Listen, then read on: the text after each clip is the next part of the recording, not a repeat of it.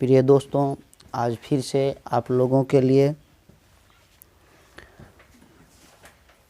बीजगणितीय विधि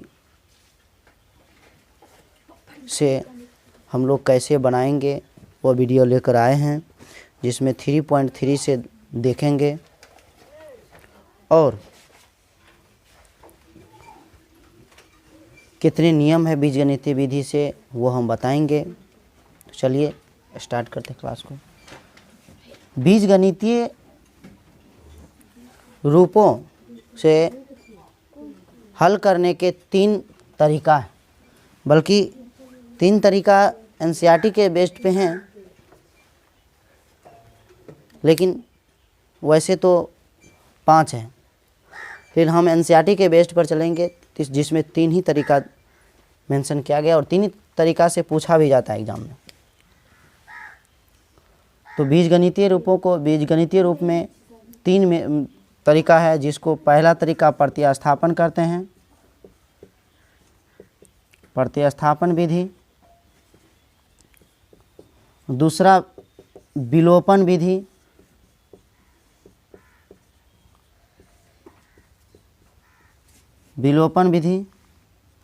और तीसरा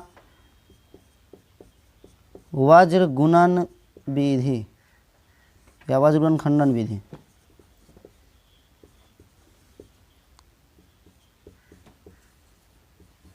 तीन तरीका है, जिसमें आज हम पहला तरीका प्रतिस्थापन विधि पढ़ेंगे।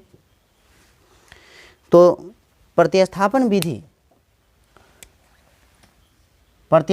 विधि कहते किसे हैं?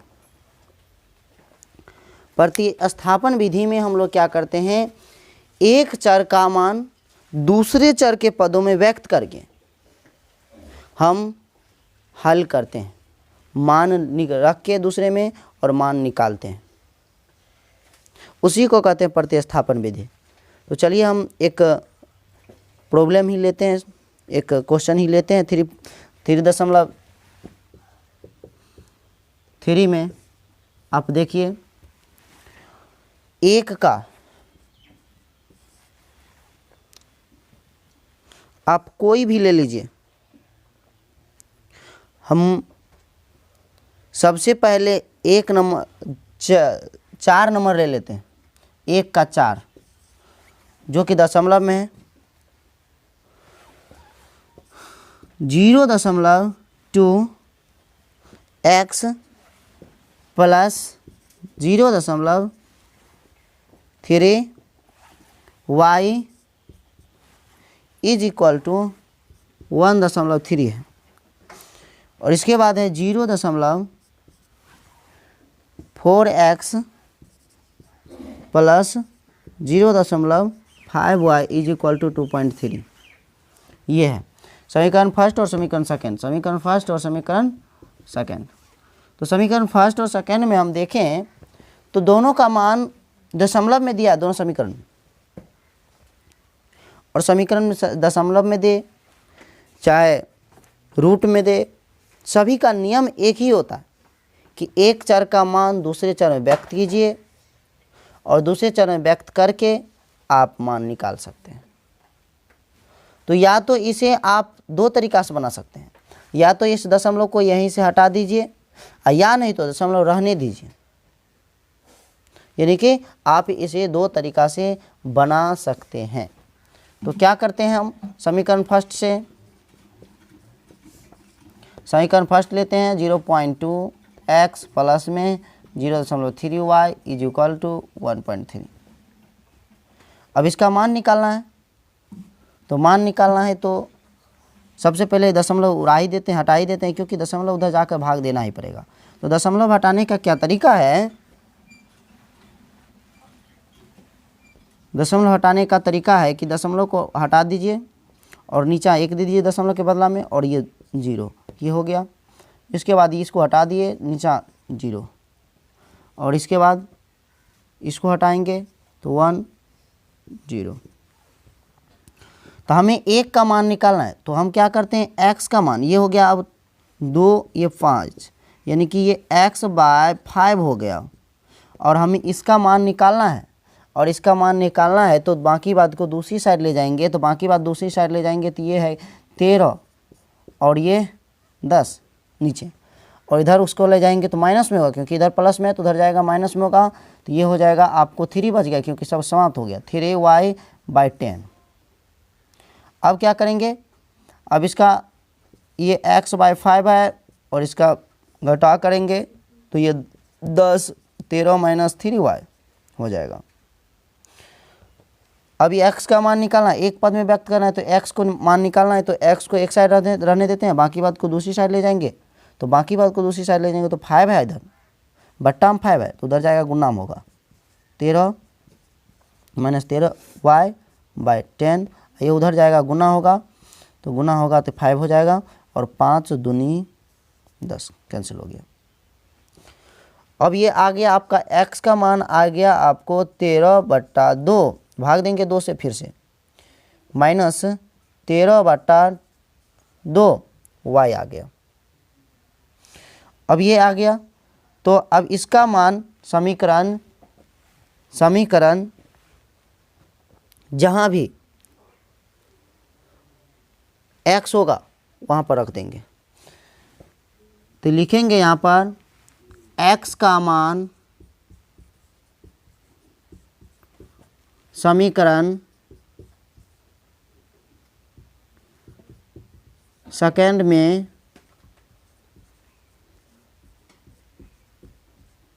रखने पर, अब हम x का मान यहाँ पर निकाल लिए हैं, तो x का मान निकालने के बाद हमको x का मान अब समीकरण सेकंड में रखना है, और समीकरण सेकंड में रख के हमको y का मान आ जाएगा, क्योंकि y के पद में ये जहाँ जहाँ x मिलेगा इससे ये निकाल देंगे। तो सबसे पहले तो हम समीकरण सेकंड लिखते हैं, तो ये है क्या, समीकरण सेकंड 0.4x + 0.5y = 2.3। अब ये हो गया। अब इसमें x के मान, x जहाँ जहाँ भी है, x यहाँ पर है तो x के मान हम रख देंगे। तो उससे पहले हम क्या करते हैं, इसको भी हम क्या करते हैं, दशमलव हटा देते हैं। दशमलव हटाएंगे तो ये दशमलव हट जाएगा, 0 ये 1 आ जाएगा, ये इसके बदला में 0 आ जाएगा, और ये भी हट जाएगा दशमलव, तो इसके ये 1 आ जाएगा और इसके बदला में 0 आ जाएगा 5 के बदला में, और ये हट जाएगा तो ये भी आ जाएगा 1 और ये इसके बदला में 0, ये भी हट गया। तो आगे आपको 2 से काटेंगे 2 और ये 2 5 और ये कटेगा 5 2 जा 10, तो ये क्या हो जाएगा 2x/5 प्लस में y, ऊपर में नहीं कुछ है, y/2, और ये हो जाएगा आपको 23/10। अब x के जगह पर रख देते हैं इसका मान, तो x के जगह पर रखेंगे तो 2/5 है और ये x है, तो x के पूरे बदला में आपको 13/2 माइनस में 13 ये यहाँ पर भी 13 है, 13 बचा था,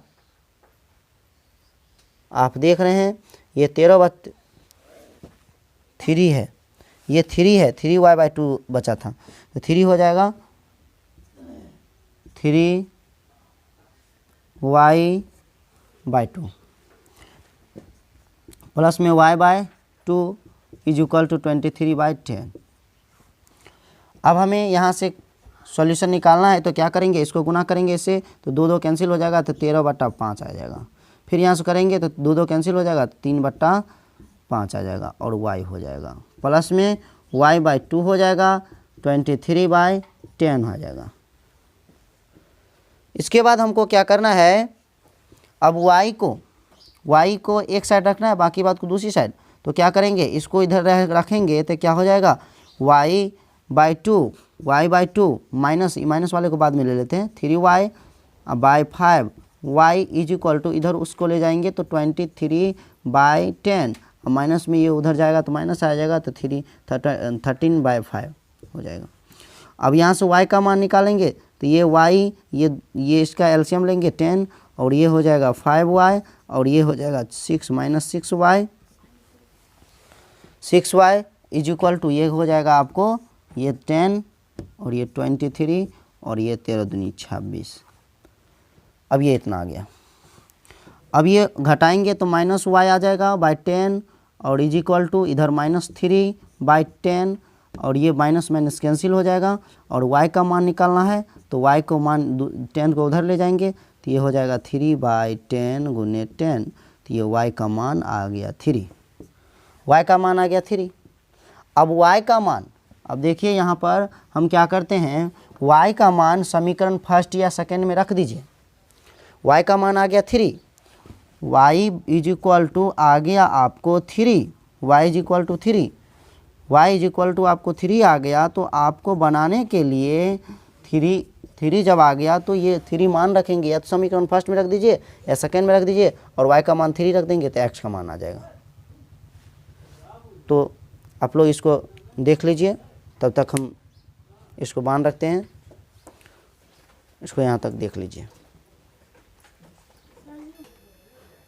देखिए एक ठो ये यहाँ पर 3y होता, यहाँ पर 13 दे दिए हैं, थोड़ा सा देख लीजिए, और यहाँ पर ये भी देख लीजिए, मिटा दिए।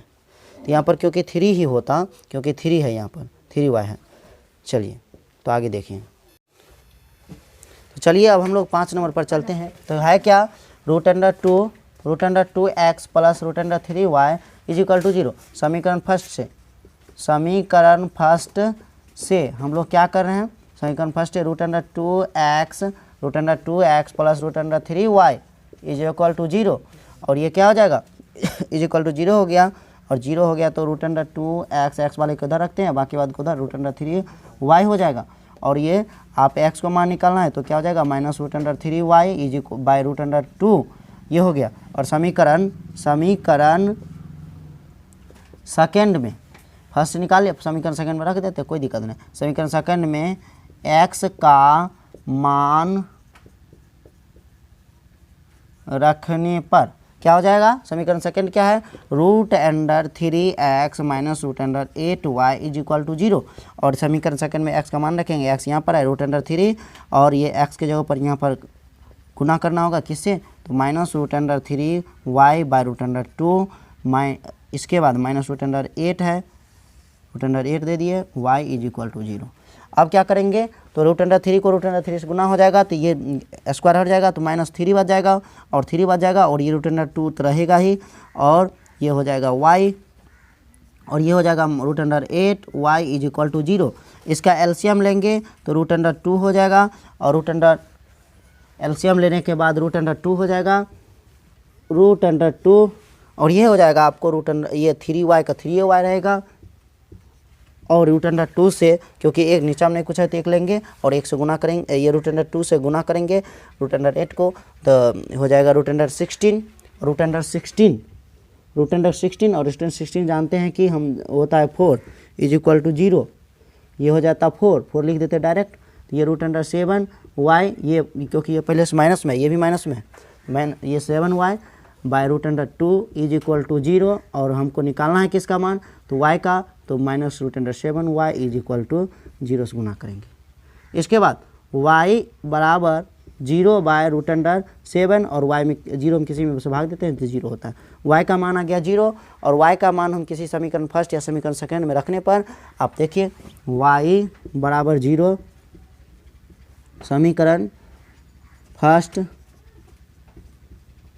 में रखने पर, और समीकरण फर्स्ट ले लिए क्या, √2x plus √3y is equal to 0, और √2x प्लस √3, ये √3 और y के जगह पर 0 रखेंगे, 0 हो जाएगा, और √2 ये x इज इक्वल टू 0 हो जाएगा, क्योंकि ये 0 हो गया पूरा पार्ट।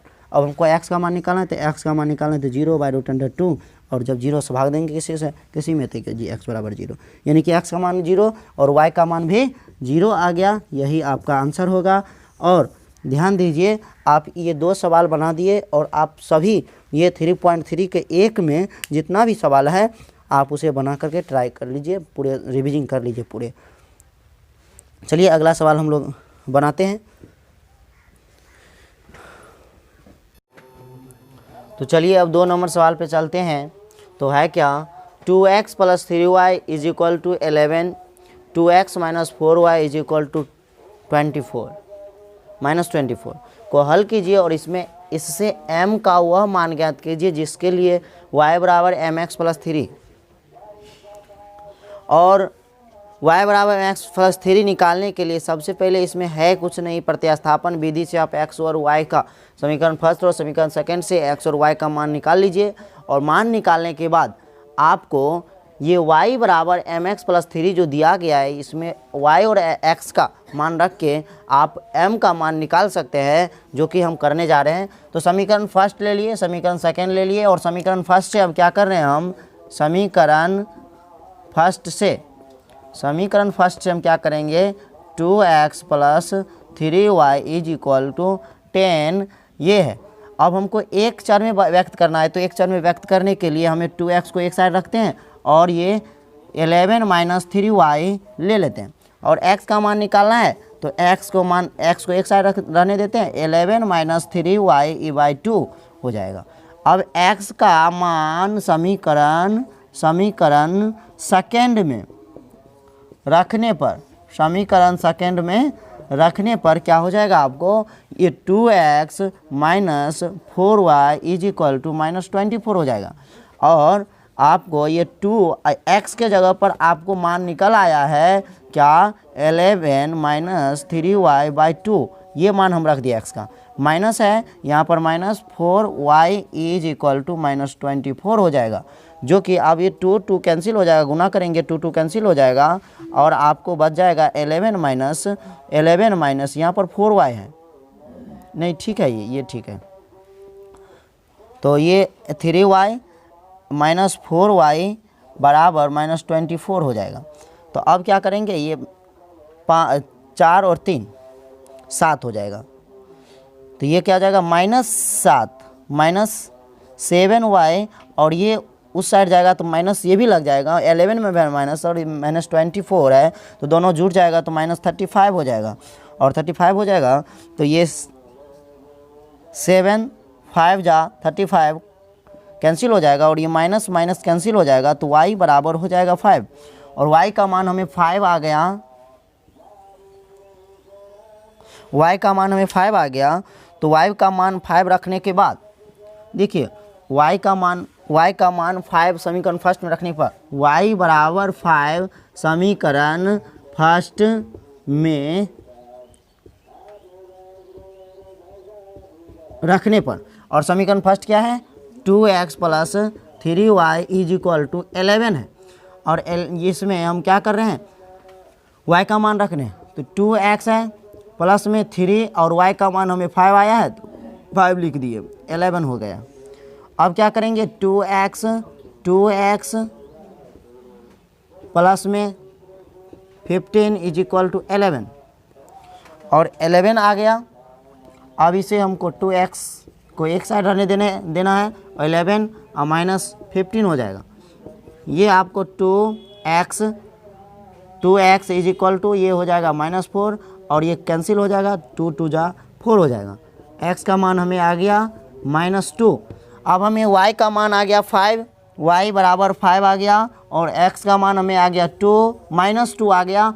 और हमें कह रहा है क्या, m का वो मान ज्ञात, m का मान निकालने के लिए तो समीकरण दिया हुआ है, और इसमें हम m का मान x और y का मान रख देंगे। y बराबर mx प्लस 3 दिया हुआ है, और हमें y का और x का मान रख देंगे। तो y का मान हमें पता है 5 है, y का मान हमें 5 है, और x का मान हमें -2 है। तो m और x का मान हमें 2 है तो -2 रख दिए, प्लस में 3 है, ये हो जाएगा 5, और ये हो जाएगा माइनस, ये प्लस में है तो -2m हो जाएगा, और ये +3 हो जाएगा। हमें जिसका मान निकालना होता है उसे एक साइड रखते हैं, तो इसीलिए m को हम एक साइड रखते हैं, बाकी बात को दूसरी साइड ले जाएंगे। तो हो जाएगा क्या, 5 में से ये 3 गया तो 2 बचेगा, इधर आएगा तो माइनस आ जाएगा, तो -2 हो जाएगा, और -2m हो जाएगा। और ये 2 ये m, इधर m का मान निकालना है तो एक साइड रखना होगा, एक साइड रखेंगे तो हो जाएगा आपको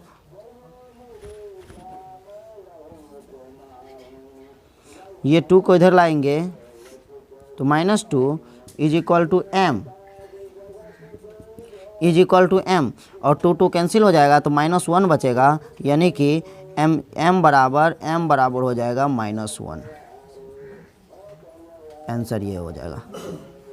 तो चलिए आप लोग इसे नोट कर लीजिए, देख लीजिए।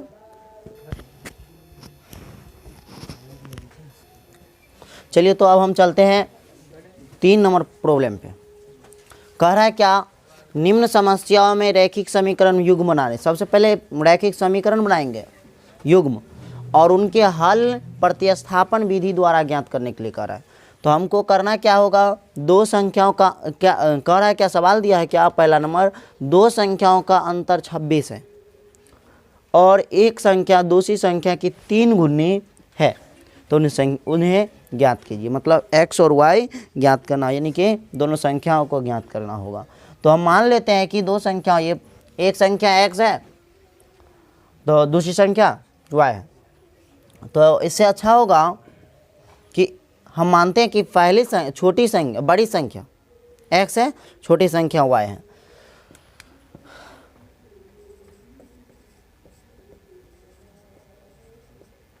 माना कि बड़ी संख्या बराबर x, छोटी संख्या बराबर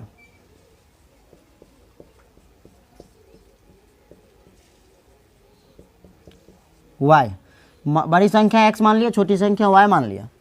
और जब ये सब मान लिए हैं तो पहला सवाल दिया है क्या, दो संख्याओं का अंतर 26 है, यानी कि पहला इक्वेशन बनेगा तो x minus y is equal to 26। समीकरण फर्स्ट ये बन गया। कह रहा है क्या, दूसरी संख्या, एक संख्या, दूसरा नंबर में क्या कर रहा है, एक संख्या दूसरी संख्या के 3 गुनी है। मतलब x जो है ना, ये y का 3 गुना के बराबर है। मतलब यदि एक्स वाई लिखते तो ये एक्स वाई बराबर हो जाता, लेकिन कह रहा है क्या, एक्स बड़ी है वाई से, तो इसको 3 गुना करेंगे ना, इसके 3 गुना के बराबर हो जाएगा एक्स, इसीलिए ये एक्स बराबर 3y समीकरण सेकेंड हो गया। तो आपको दिखाई दे रहा है कि प्रतिस्थापन विधि बना रहे हैं, लेकिन इसमें पहला सेकेंड नंबर जो है तो बिल्कुल आसान दिया है, कि जो कि प्रतिस्थापन एक पद में दिया ही है, तो हमको ज़्यादा कुछ करने की ज़रूरत नहीं है। हमको x का मान समीकरण फर्स्ट में x का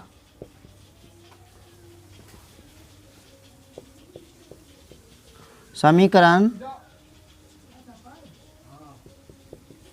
सेकेंड के x का मान समीकरण फर्स्ट में रखने पर ये हो जाएगा x minus y is equal to 26, और x का मान हमको पता है 3y minus y is equal to 26, और ये हो जाएगा आपको, ये 2y हो जाएगा, घट जाएगा एगो y, 3y में से एगो y घट जाएगा तो 2y इज इक्वल टू 26, और y का मान निकालना है तो एक साइड रखना होगा y को, बाकी बात उधर, तो ये गुना में बीच में तो इधर जाएगा, तो यानी कि y इज इक्वल टू 13 आ गया। y का मान हमें रखना होगा, y का मान हमें रखना होगा समीकरण फर्स्ट या सेकेंड, किसी में भी रखते हैं, तो समीकरण फर्स्ट में रख देते हैं या सेकेंड में ही रख दें। y इज इक्वल टू 13 समीकरण सेकेंड में रखने पर, देखिए ये इसलिए समीकरण सेकंड में रख दें कि आपको एग्जाम में कम समय में बनाना होता है, और समीकरण फर्स्ट सेकंड में रखेंगे तो डायरेक्ट आपको यहाँ पर y का मान रखेंगे 13, और 13 से गुना करें 13 39 हो जाएगा। तो क्या, इसीलिए हम इसमें सेकंड में रखें, तो क्या हो जाएगा, x is equal to 3y दिया हुआ है, तो 3y के जगह पर 13 रख देंगे, तो x इज इक्वल टू क्या हो जाएगा, 3 गुने 13, ये हो जाएगा x इज इक्वल टू हो जाएगा आपको 39, यानी कि x का मान ये, y का मान ये आ गया। कह रहा था क्या, उन्हें ज्ञात के संख्या ज्ञात है, तो बड़ी संख्या बराबर लिख देंगे यहाँ पर, बड़ी संख्या बराबर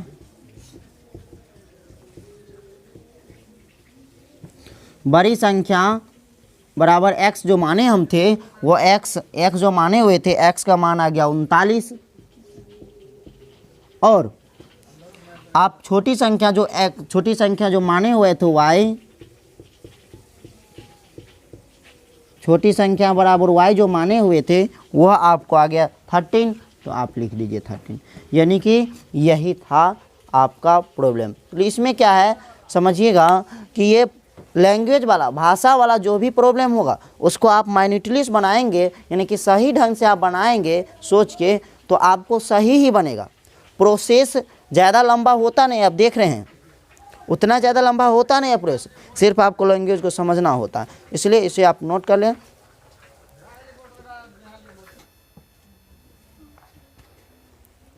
तो चलिए अगला है क्या, 2 नंबर पढ़िएगा तो पता चलेगा। दो समपूरक कोणों में बड़ा कोण छोटे कोण से 18 डिग्री अधिक है, उन्हें ज्ञात कीजिए। कह रहा है उन्हें ज्ञात कीजिए। तो दो समपूरक कोण में बड़ा कोण, समपूरक कोण आखिर कहते किसको हैं, बहुत इम्पोर्टेंट है। समपूरक, समपूरक कोण है क्या, समपूरक कोण किसे कहते हैं? तो समपूरक कोण दो कोणों का योग 180 डिग्री हो जाता है तो उसे हम समपूरक कोण कहते हैं। यानी कि समझना है, दो कोणों का समपूरक मतलब ये 110 है, 110 है, और इसको समपूरक बनाने के लिए इसमें क्या जोड़ेंगे तो 80 हो जाएगा, 180 हो जाएगा, तो 70 ये हो जाएगा 70।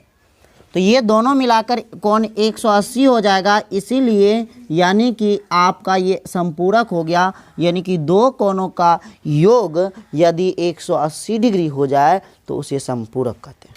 तो ये दोनों मिलकर समपूरक बनाया। यदि एक 60 रहता तो ये एक 120 रहता, तो यानी कि ये दोनों समपूरक हो जाता। तो उसी प्रकार से समपूरक, तो समपूरक करा कि दो कोणों का दो समपूरक कोणों में बड़ा कोण छोटे कोण से 18 डिग्री कम, तो बड़ा कोण छोटे कोण से 18 डिग्री अधिक है, तो यानी कि हम मान लेते हैं छोटा कोण बराबर x। यहाँ पर दो तरीका से बना सकते हैं, एक ही चर में आ सकता है। तो कह रहा है कि दो समपूरक कोणों में बड़ा कोण छोटे कोण से 18 अधिक है, तो मान लेते हैं हम यहाँ पर दो कोणों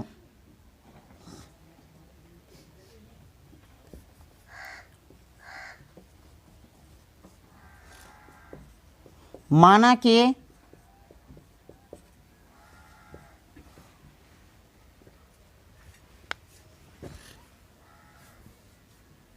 बड़े कोण x है, x डिग्री है मान लो, छोटे कोण y डिग्री का है। तो समझिएगा,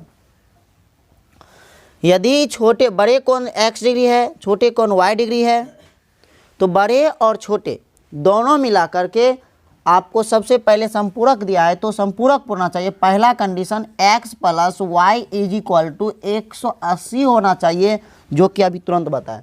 संपूरक का दिया तो दोनों मिलाकर 180, तो दोनों मिलाकर 180 समीकरण फर्स्ट बन गया। दूसरा नंबर में कह रहा है कि बड़ा कोण छोटे कोण से 18 डिग्री अधिक है, यानी कि बड़ा कोण हमारा x है और छोटा कोण y है, और हमको दोनों का बराबर करना होगा। दोनों को बराबर करना होगा तो ये तो कम है और ये ज़्यादा है, दोनों को बराबर करना होगा तो इसमें 18, इसको हमको 18 देना होगा, इसलिए 18 जोड़ दिए। तो ये हो गया आपका समीकरण सेकेंड। तो ये हो जाएगा आपका समीकरण, ये समीकरण फर्स्ट और यहाँ पर समीकरण सेकेंड। आप यहाँ पर डायरेक्ट यहाँ पर समीकरण सेकेंड लिख दिए, ये प्रतिस्थापित ऑलरेडी यहाँ पर हो गया। बस जिससे इससे पहले जो बताए थे वैसा ही है, इसमें प्रतिस्थापित पहले ही हो गया अपने आप, प्रतिस्थापित ही है। तो प्रतिस्थापित है तो x का समीकरण सेकेंड के x का मान समीकरण फर्स्ट में रखने पर तो ये क्या हो जाएगा, x plus y is equal to 180 है, और 180 है तो यहाँ पर x के जगह पर यहाँ इतना लिख सकते हैं। तो x के ऊपर y plus 18 plus y is equal to 180, और ये y दोनों y मिलकर 2y हो जाएगा, और ये इस इधर जाकर घट जाएगा, तो घटेगा तो आपको आप देख रहे हैं तो ये 180 और ये -18 हो जाएगा। तो यानी कि 2y का मान आ गया आपको, 2y बराबर आ गया आपको ये 2 और ये 6 162, और y का मान निकालना होगा 2 उधर जाएगा तो 2 कैंसिल हो जाएगा। y इज इक्वल टू 162/2, तो 2 से भाग देंगे 81 आ गया। यानी कि आपको y का मान 81 आ गया, y का मान 81 आ गया, और y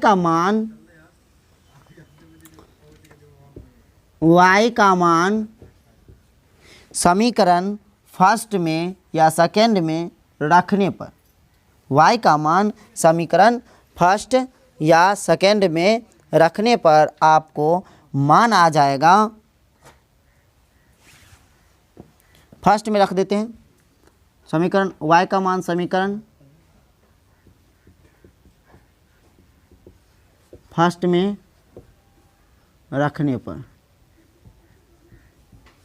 तो आपको हो जाएगा yx plus y is equal to 180 दिया है, तो आपको ये आ जाएगा x plus 81 is equal to 180, और x का मान निकालना है तो उसको उधर ले जाएंगे तो 180 माइनस 81, तो ये आपको हो जाएगा x बराबर 99 हो गया। तो x बराबर आ गया 99 और y बराबर आपको आ गया 81। तो यानी कि आपको बड़े कोण का मान निकालना है, तो बड़े कोण का x माने है तो x का ये बड़े कोण हो गया, और ये छोटे कोण है, छोटे कोण। तो चलिए आप लोग इसे नोट कर लीजिए। तो चलिए आगे हम लोग देखते हैं 4 नंबर।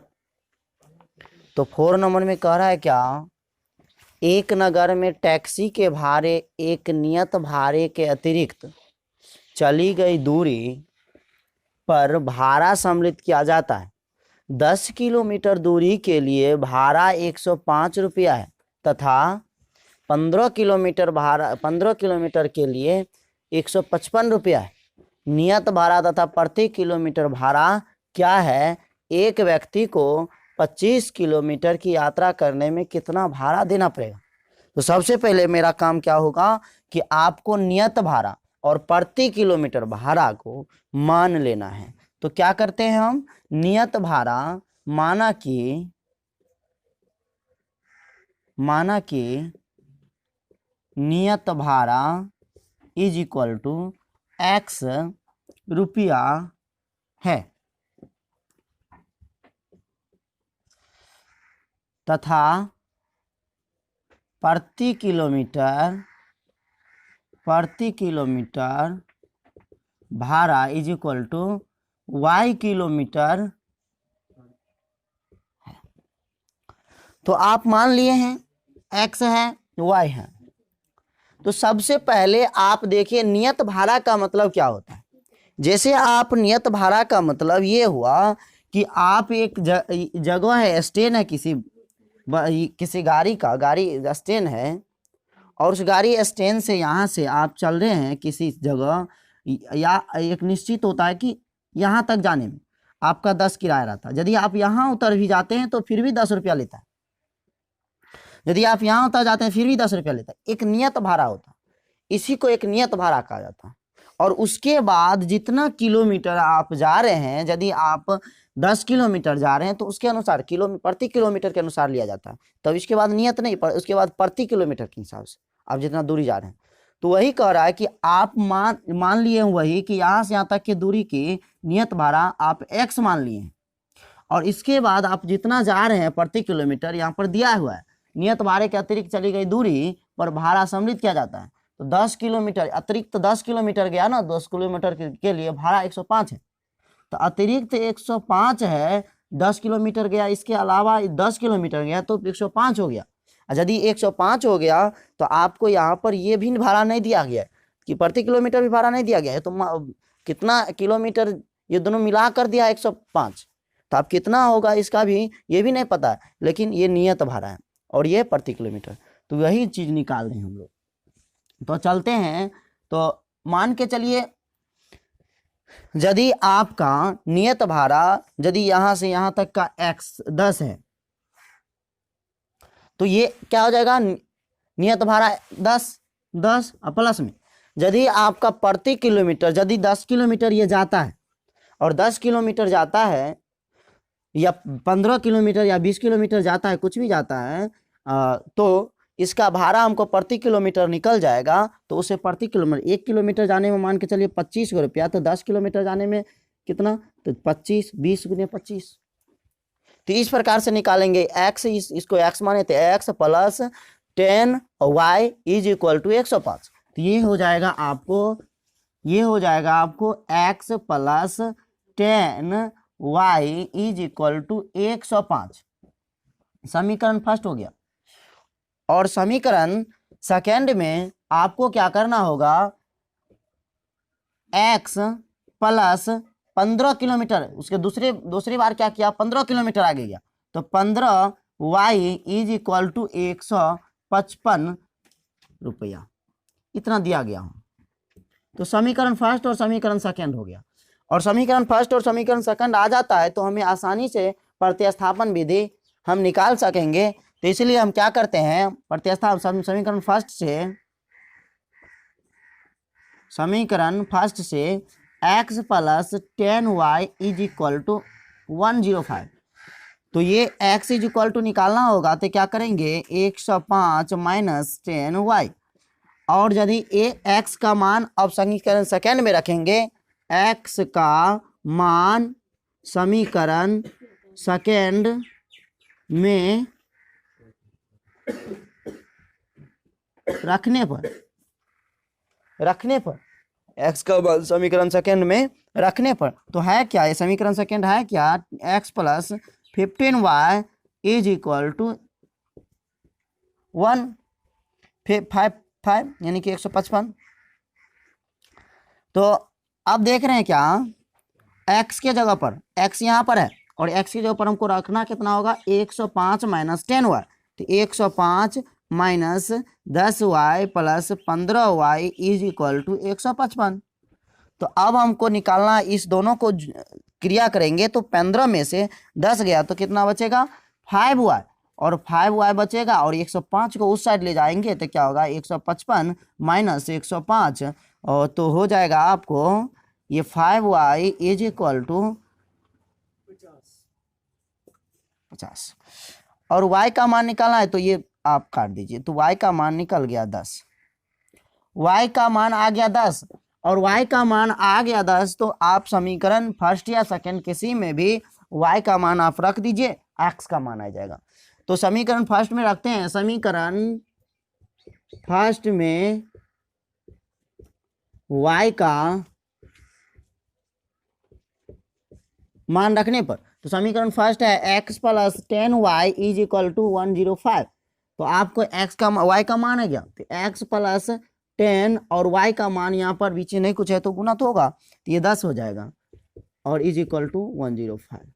और ये x का मान आ जाएगा आपको ये 100 और 100 उतर जाएगा तो 105 माइनस 100, और ये आपको हो जाएगा x बराबर 5, यानी कि आपका नियत भाड़ा 5 आ गया 5 रुपया, और प्रति किलोमीटर भाड़ा 10 रुपया आपको आ गया है।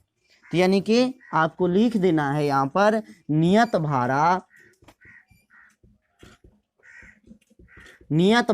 x बराबर 5 रुपया, और प्रति किलोमीटर भाड़ा y इज इक्वल टू 10 रुपया। और आपको आगे कह रहा है क्या कि एक व्यक्ति को 25 किलोमीटर की यात्रा करने में कितना भाड़ा देना, वो अतिरिक्त भाड़ा वो कितना देना पड़ेगा, वो प्रति किलोमीटर भाड़ा जो x ये तो नियत है 5, तो ये 25 किलोमीटर जा रहा था, यानी कि x plus 25 kilometre x plus ये जो फिक्स था ये जो जा रहा है इसका वो तो नियत ठीक है, नियत फिक्स है, उतना लगेगा ही जितना भी दूरी हो। तो वह क्या हो जाएगा, x प्लस ये 25 किलोमीटर जा रहा है तो 25 1 किलोमीटर का भाड़ा है 10, तो ये हो जाएगा 10। तो ये आपका x का मान आ जाएगा 5 और 5 यहाँ पर y रख दीजिए, 10x प्लस 25y इसका दूरी हो जाएगा, और यहाँ पर 25 गुने y का मान हमको आ गया 10। तो आपको ये हो जाएगा 5 प्लस 250 और आपका हो जाएगा ये 255 रुपया आंसर।